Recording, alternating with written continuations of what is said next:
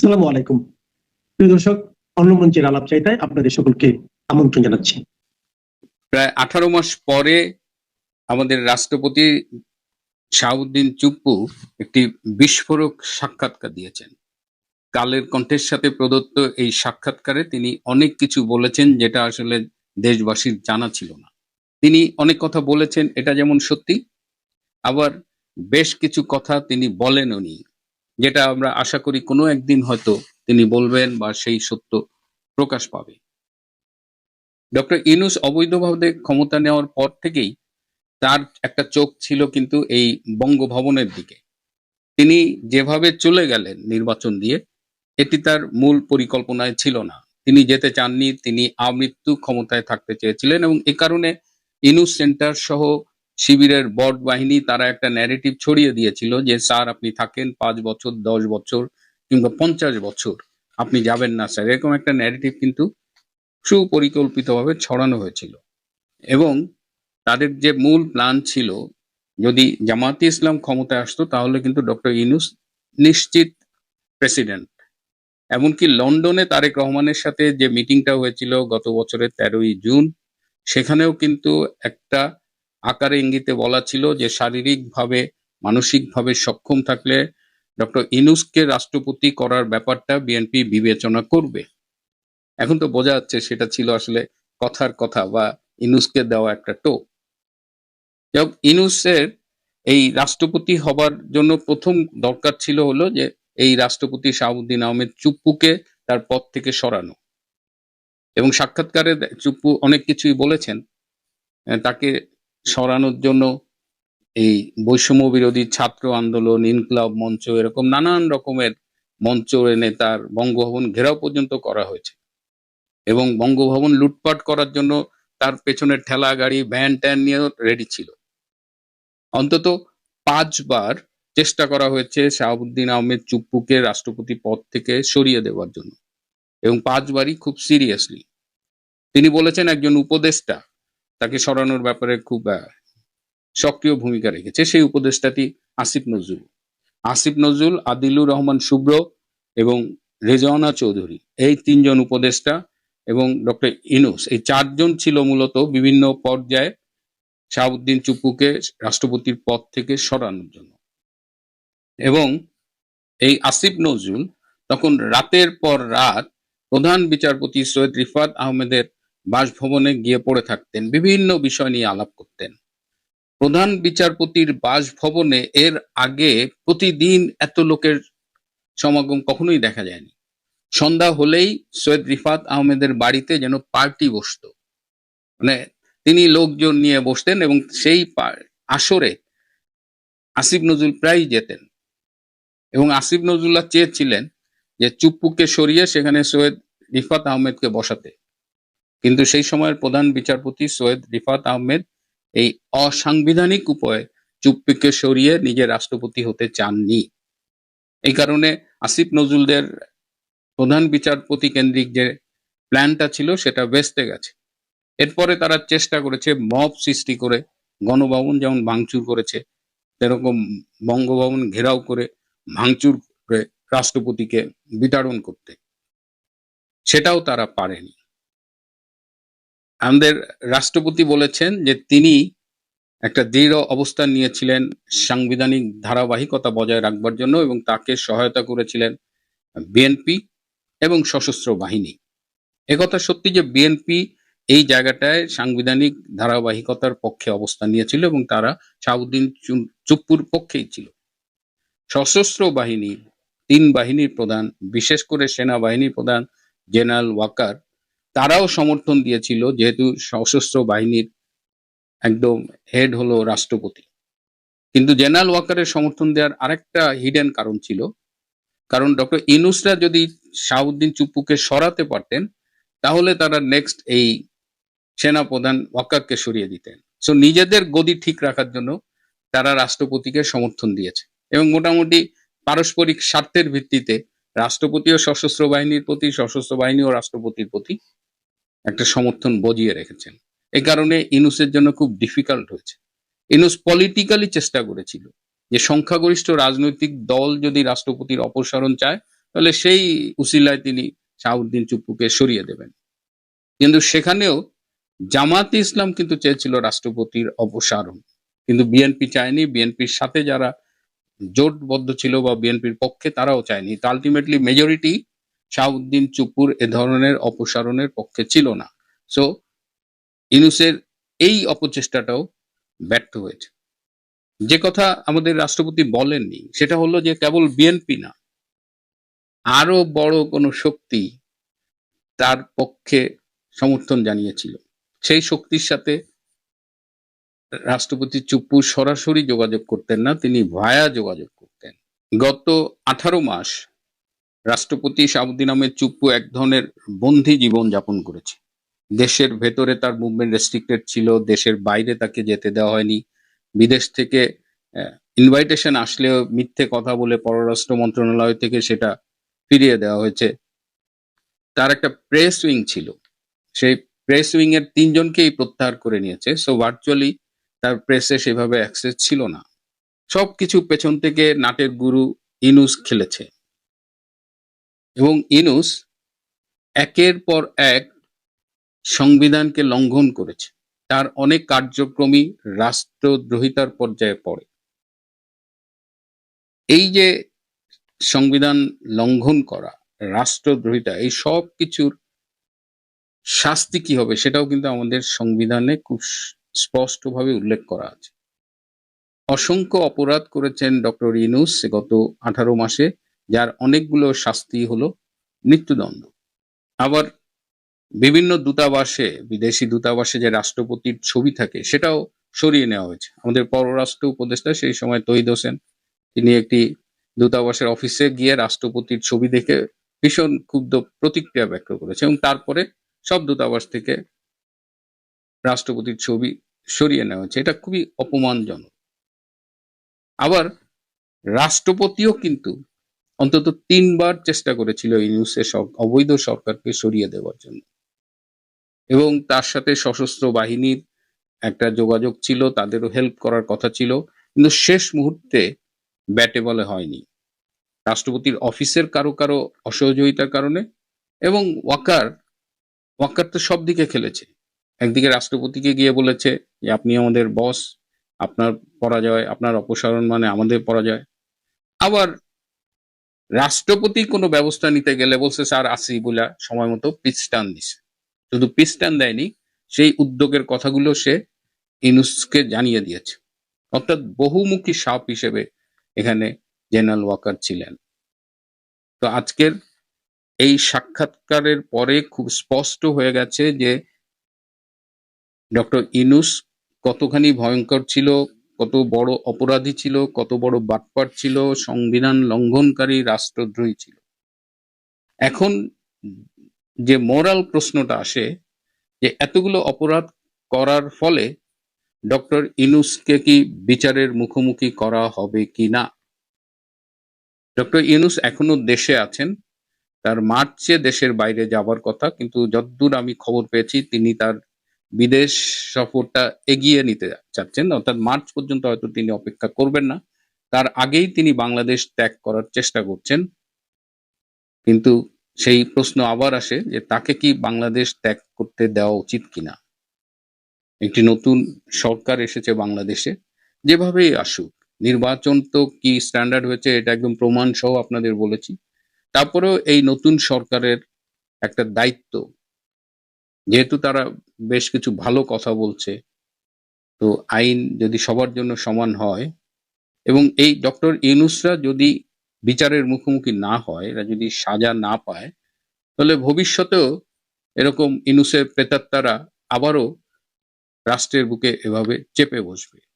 ন্যায় বিচারের স্বার্থে, রাষ্ট্রের স্বাধীনতা ও সার্বভৌমত্বের স্বার্থে, রাষ্ট্রের নিরাপত্তার স্বার্থে ডক্টর ইউনূসকে অবিলম্বে বিচারের মুখোমুখি করা উচিত, তাকে জিজ্ঞাসাবাদ করা উচিত। গত 18 মাসে আওয়ামী লীগ ও শেখ হাসিনার বিরোধিতা করা ছাড়া তিনি আর কোথাও কোনো সাফল্য পাননি। তিনি দেশকে তুলে দিয়েছে বিদেশের হাতে, আবার বিদেশকে যে কন্ট্রাক্ট গুলো তার করার কথা ছিল সেগুলো সে ঠিকমতো করতে পারেনি। চিটাগাং পোর্ট আলটিমেটলি ঠিকমতো দিতে পারেনি। আরাকান আর্মি, রোহিঙ্গা করিডোর সব মিলে একটা লেজে গবরে অবস্থা করেছে। এই অবস্থায় দেশবাসীও চায় ইউনূসকে বিচারের মুখোমুখি করা হোক, তাকে দৃষ্টান্তমূলক শাস্তি দেওয়া হোক, যাতে ভবিষ্যতে আর কেউ এই ঔদ্ধত্য না দেখাতে পারে, দেশ ধ্বংসের ঔদ্ধত্য। প্রিয় বন্ধুরা, আজ এ পর্যন্তই। তাজুল ইসলামকে বাংলাদেশের ইতিহাসের বলা যেতে পারে সবচেয়ে স্পর্শকাতর ট্রাইব্যুনাল যিনি পরিচালনা করছেন, যেখানে সাবেক প্রধানমন্ত্রী সহ আওয়ামী লীগ নেতৃবৃন্দের বিচার কাজ চলছে, যেখানে বাংলাদেশে একেবারে কর্মরত সেনা কর্মকর্তা জেনারেলদের বিচার চলছে, সেখানে সেই ট্রাইব্যুনালের চিফ প্রসিকিউটরকে মুখ্য চরিত্রটিকে যে তারেক রহমান ক্ষমতায় আসার 7 দিনেরও কম সময়ের মধ্যে অগ্রাধিকার ভিত্তিতে সরিয়ে দেওয়া প্রয়োজন বোধ করলেন, সেটা কি শুধুই বিএনপির ব্যক্তিকে, বিএনপি ঘনিষ্ঠ আইনজীবীকে তার জায়গায় বসানোর জন্য? বাংলাদেশে বিএনপি নতুন সরকার গঠনের 1 সপ্তাহেরও কম সময়ের মধ্যে আন্তর্জাতিক অপরাধ ট্রাইব্যুনালের প্রবল প্রতাপশালী চিফ প্রসিকিউটর তাজুল ইসলামকে অপসারণ করা হলো। তাজুল ইসলামকে যে অপসারণ করা হবে সেটা রোববার থেকেই শোনা যাচ্ছিল। রোববার নতুন আইনমন্ত্রী আসাদুজ্জামান চিফ প্রসিকিউটর তাজুল ইসলামকে তার কার্যালয়ে ডেকে নিয়ে যান এবং সেখানেই তিনি এটা অবহিত করেন যে সরকার তাজুল ইসলামকে সরিয়ে নতুন চিফ প্রসিকিউটর মনোনয়নের সিদ্ধান্ত নিয়েছে। এরপর সোমবার এই ঘোষণা আসে যে তাজুল ইসলামের জায়গায় নতুন চিফ প্রসিকিউটর হিসেবে আইনজীবী মোহাম্মদ আমিনুল ইসলামকে নিয়োগ দেওয়া হয়েছে। আমিনুল ইসলাম জাতীয়তাবাদী আইনজীবী ফোরামের সদস্য এবং তিনি বেগম খালেদা জিয়া এবং নতুন প্রধানমন্ত্রী তারেক রহমানের আইনজীবী হিসেবেও আদালতে মামলা লড়েছেন। তারেক রহমান বিএনপির অত্যন্ত বিশ্বস্ত এবং একেবারেই এই রাজনীতির সঙ্গে সংশ্লিষ্ট আমিনুল ইসলামকে তাজুল ইসলামের জায়গায় যে স্থলাভিষিক্ত করা হলো, তাজুল ইসলাম বিষয়টাকে বেশ স্বাভাবিকভাবে নিয়েছেন বলে মনে হলো। তিনি সংবাদ মাধ্যমের সামনে তার প্রতিক্রিয়ায় বলেছেন যে এটা খুবই স্বাভাবিক যে নতুন সরকার এসে তাদের পছন্দের ব্যক্তিদেরকেই গুরুত্বপূর্ণ স্থানে বসাতে চাইবেন এবং তাজুল ইসলাম সংবাদ মাধ্যমের সামনে এসে বলেছেন আজকে একটা আনন্দ নিয়েই যাচ্ছি, কারণ তিনি বলেছেন নতুন চিফ প্রসিকিউটরও তার দায়িত্বে সফল হবে বলে তিনি আশা করছেন এবং তিনি বলেছেন যে আজকে বলছি আমি প্রত্যেকের ওপরেই সন্তুষ্ট, আজকে একটা আনন্দ নিয়েই যাচ্ছি, যতদিন দায়িত্ব পালন করেছি প্রত্যেকে আমাকে হেল্প করেছেন, আমি আশা করব যিনি চিফ প্রসিকিউটর আসছেন তিনিও একই ধরনের সহযোগিতা পাবেন।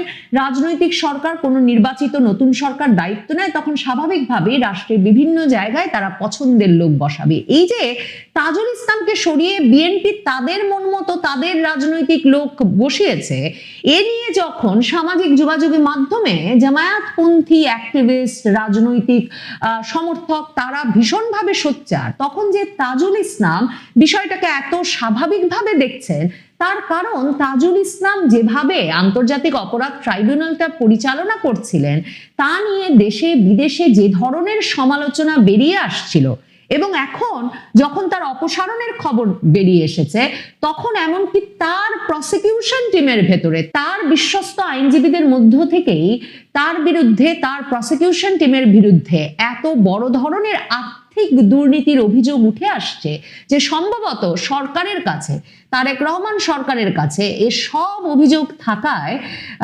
তাজুল ইসলাম বুঝেছেন যে তাকে এই অতি গুরুত্বপূর্ণ পদ থেকে একরকম মানে সরে যেতে হবে, না হলে সরকার তার বিরুদ্ধে নানা রকম ব্যবস্থা নেওয়া শুরু করতে পারে এবং সেটা তার আইনজীবী হিসেবে ক্যারিয়ার কিংবা তার ভবিষ্যৎ রাজনৈতিক ক্যারিয়ার কোনো দিকেই আসলে মঙ্গলজনক হবে না। তাজুল ইসলাম তাই সম্ভবত আনন্দ নিয়েই চলে যাচ্ছেন বলে সংবাদ মাধ্যমের সামনে হাজির হয়েছিলেন। তাজুল ইসলাম 2024 সালের সেপ্টেম্বরে যখন অন্তর্বর্তীকালীন সরকারের দ্বারা আন্তর্জাতিক অপরাধ ট্রাইব্যুনালের চিফ প্রসিকিউটর নিযুক্ত হন, তিনি একরকম নিজের মতো আন্তর্জাতিক অপরাধ ট্রাইব্যুনালের আইনটা সাজিয়ে নিয়েছিলেন। মানে দেশে বিদেশে আইন বিশেষজ্ঞরা প্রশ্ন তোলেন যে আন্তর্জাতিক অপরাধ ট্রাইব্যুনাল আইনটি যখন যুদ্ধাপরাধ, গণহত্যা এসবের বিচারের জন্য গঠিত হয়েছিল বা প্রণীত হয়েছিল তখন 2025 সালে তাজুলের ট্রাইব্যুনাল যে এসে একটা অধ্যাদেশের মাধ্যমে সে আইনের একেবারে মৌলিক কাঠামোতে পরিবর্তন এনে আভ্যন্তরীণ রাজনৈতিক সংঘর্ষের ঘটনা তদন্ত এবং বিচারের ভার আন্তর্জাতিক অপরাধ ট্রাইব্যুনালকে দিয়ে দিল, সেটা কতটা সংবিধান সম্মত হয়েছে, সেটা কতটা আইনসম্মত হয়েছে। এবং দেশি বিদেশি অনেক আইন বিশেষজ্ঞ মনে করেন অধ্যাদেশের মাধ্যমে পরিবর্তনের ফলে যে আইন দ্বারা এই বিচার কাজ পরিচালিত হয়েছে, গত 17-18 মাস ধরে আদালতে মামলা উঠলে সংবিধানে এই আইনের কোনো স্বীকৃতি নেই এই মর্মে এই পুরো বিচার কাজও বাতিল করে দেওয়ার সুযোগ রয়ে গেছে। এমন অবস্থায় তারেক রহমানের সরকার যে আশা মাত্র প্রায়োরিটি ভিত্তিতে, অগ্রাধিকার ভিত্তিতে তাজুল ইসলামকে বাংলাদেশের ইতিহাসের বলা যেতে পারে সবচেয়ে স্পর্শকাতর ট্রাইব্যুনাল যিনি পরিচালনা করছেন, যেখানে সাবেক প্রধানমন্ত্রী সহ আওয়ামী লীগ নেতৃবৃন্দের বিচার কাজ চলছে, যেখানে বাংলাদেশে একেবারে কর্মরত সেনা কর্মকর্তা জেনারেলদের বিচার চলছে, সেখানে সেই ট্রাইব্যুনালের চিফ প্রসিকিউটরকে, মুখ্য চরিত্রটিকে যে তারেক রহমান ক্ষমতায় আসার 7 দিনেরও কম সময়ের মধ্যে অগ্রাধিকার ভিত্তিতে সরিয়ে দেওয়া প্রয়োজন বোধ করলেন, সেটা কি শুধুই বিএনপির ব্যক্তিকে, বিএনপি ঘনিষ্ঠ আইনজীবীকে তার জায়গায় বসানোর জন্য, নাকি তাজুল ইসলাম যেমন ইচ্ছে করে এই যে আন্তর্জাতিক অপরাধ ট্রাইব্যুনালটা পরিচালনা করছিলেন সেটা থামানোর জন্য, যেভাবে বিচার প্রক্রিয়াটা চলছিল সেটা যে একটা দেশে বিদেশে প্রশ্নবিদ্ধ বিচার প্রক্রিয়া চালিয়ে যাচ্ছে, সেই প্রক্রিয়াকে একটা আইনের মধ্যে আনতে সে প্রশ্ন কিন্তু অত্যন্ত গুরুত্বের সঙ্গে করা প্রয়োজন। এখন তারেক রহমান কি বিচার নিয়ে, শেখ হাসিনার বিচার নিয়ে যে এত এত প্রশ্ন উঠেছে, সে বিচার নিয়ে প্রশ্ন কমাতে, সেই সব প্রশ্নের নিরসন ঘটাতে তিনি যে আইনের শাসনের প্রতিশ্রুতি দিয়ে এসেছেন সেই প্রতিশ্রুতির অংশ হিসেবে তাজুল ইসলামকে সরিয়ে দিলেন কিনা, এবং এই আন্তর্জাতিক অপরাধ ট্রাইব্যুনালের পুরো মামলা, বিচার কাজ, তদন্ত প্রক্রিয়া এগুলোকে একটা স্বচ্ছতার মধ্যে তিনি নিয়ে আসতে চান কিনা, সে কারণেই তাজুল ইসলাম এবং তার প্রসিকিউশন টিমের অপসারণ কিনা, সেটা দেখবার জন্য অপেক্ষা করতে হবে যে কিভাবে তারা পরবর্তী সময়ে বিচার কাজটা পরিচালনা করেন। দেখেন, তাজুল ইসলামের প্রসিকিউশন টিম একরকম যে মানে একরকম ভয় দেখিয়ে, একরকমের চাপ প্রয়োগ করে, একরকমের জবরদস্তি করে বিচার প্রক্রিয়াটা চালিয়ে নিয়ে যাচ্ছিল। গত কমাসে সংবাদ মাধ্যমে এত রকম চাপ আর ভয়ের পরিবেশের মধ্যেও কিন্তু সেটা খবর হয়েছে। তিনি অপরপক্ষের আইনজীবীকে রীতিমতো ধমকে বলেছেন যে যদি আপনি বেশি কথা বলেন তাহলে আপনার বিরুদ্ধেও মামলা করে দেব, আপনার বিরুদ্ধেও অনেক অভিযোগ আছে। কেন অভিযোগপত্র আসামি পক্ষের আইনজীবীর কাছে পৌঁছানোর আগে এই মামলায় সাক্ষ্য গ্রহণ শুরু হয়ে গেছে, এমন একেবারে বেসিক প্রশ্ন করার পরেও তাজুল ইসলাম এবং তাজুল ইসলামের প্রসিকিউশন বাহিনী এমন ধমকে উঠেছে যে সেসব শিরোনাম হয়েছে বাংলাদেশের বিভিন্ন সংবাদ মাধ্যমে। কাজেই তাজুল ইসলামরা একরকম যে শুধু আইনটাকে সাজিয়ে নিয়ে শেখ হাসিনা থেকে শুরু করে আওয়ামী লীগ নেতৃবৃন্দ, সেনা নেতৃবৃন্দ, পুলিশ সকলের বিচার করা শুরু করেছেন আন্তর্জাতিক অপরাধ ট্রাইব্যুনালে, তাই নয়, পুরো বিচার প্রক্রিয়াতেই তারা বিচারক থেকে আসামি পক্ষের আইনজীবী সবাইকে ধমকাধমকি করছিলেন, একরকমের ভয় দেখিয়ে তাদের পছন্দের বিচারটা আদায় করে নিয়ে আসছিলেন। আরো ভয়াবহ যেসব অভিযোগ এখন তাজুল ইসলামদের বিরুদ্ধে উঠে আসছে, মানে আন্তর্জাতিক অপরাধ ট্রাইব্যুনালের চিফ প্রসিকিউটর আর তার প্রসিকিউশন টিমের বিরুদ্ধে উঠে আসছে, সম্ভবত সেসব অভিযোগ মাথায় রেখেই মানে হাসতে হাসতে আমি আনন্দিত বলতে বলতে তাজুল ইসলাম সরে গেছেন। সবচেয়ে বড় যে অভিযোগটা এসেছে সেটা হচ্ছে শেখ হাসিনার মামলায় রাজসাক্ষী করার বিষয়টি নিয়ে একটা গুরুতর অভিযোগ এবং অসন্তোষ জুলাই আন্দোলনে নিহতদের পরিবারের পক্ষ থেকেই ছিল। নিহত পরিবারগুলো বলে আসছিল যেই পুলিশ বাহিনী সবচেয়ে বেশি হত্যাকাণ্ডের সঙ্গে জড়িত, সেই পুলিশ বাহিনীর প্রধানকে রাজসাক্ষী করে নামমাত্র সাজা দিলে কি করে ন্যায় বিচার নিশ্চিত হলো, যখন কিনা শেখ হাসিনা এবং স্বরাষ্ট্রমন্ত্রী আসাদুজ্জামান খান কামাল এমনিতেই দেশের বাইরে আছেন এবং তাদেরকে গ্রেফতার করা যায়নি। এই অভিযোগ, এই অসন্তোষ জুলাইয়ের নিহত পরিবারগুলোর ভেতরে ছিল। তারা এসব নিয়ে ট্রাইব্যুনালের বাইরে নানা সময় অসন্তোষ প্রকাশ করেছে, বিক্ষোভও প্রকাশ করেছে, সরকারের বিভিন্ন জায়গায়ও তারা আপত্তি জানিয়েছে এবং পুরো আদালত পাড়ায় এই অভিযোগটি ভীষণভাবে আছে যে তৎকালীন আইজি চৌধুরী আব্দুল্লাহ আল মামুনের কাছ থেকে বিরাট অঙ্কের টাকা নিয়ে তাকে এই রাজসাক্ষী হওয়ার সুযোগ দেওয়া হয়েছে তাজুলের আদালত আন্তর্জাতিক অপরাধ ট্রাইব্যুনালে শেখ হাসিনার বিরুদ্ধে বিচারে। তাজুলের ট্রাইব্যুনালের প্রসিকিউশন টিমের একজন সদস্য এবং ডেপুটি অ্যাটর্নি জেনারেল হিসেবে নিযুক্ত বিএম সুলতান মাহমুদ, তিনি বিভিন্ন জায়গায় সামাজিক যোগাযোগ মাধ্যমে গিয়ে লিখছেন যে শুধু আইজি মামুন নয়, আশুলিয়ার লাশ পোড়ানো মামলায় টাকার বিনিময়ে আফজালকেও রাজসাক্ষী করে দায়মুক্তি দেওয়া হয়েছে। ৩-৪ জনের একটা সিন্ডিকেট শুরু থেকেই এই চক্রে জড়িত, যারা ধানমন্ডিতে আন্তর্জাতিক অপরাধ ট্রাইব্যুনালের তদন্ত সংস্থায় বসে এই সিন্ডিকেটটি যেমন ভাবে আইজি মামুনের রাজসাক্ষী নাটক সাজিয়েছিল, ঠিক তেমনি ভাবে এই যে পুলিশ সদস্য আফজালকেও মোটা টাকার বিনিময়ে রাজসাক্ষী করে দায়মুক্তি দেওয়ার ব্যবস্থা করেছে। এই যে একটা রাজসাক্ষী বাণিজ্য তাজুল ইসলামের নেতৃত্বে প্রসিকিউশন টিম গড়ে তুলেছিল, এ নিয়ে এখন সামাজিক যোগাযোগ মাধ্যমে প্রকাশ্যে আলাপ আলোচনা চলছে।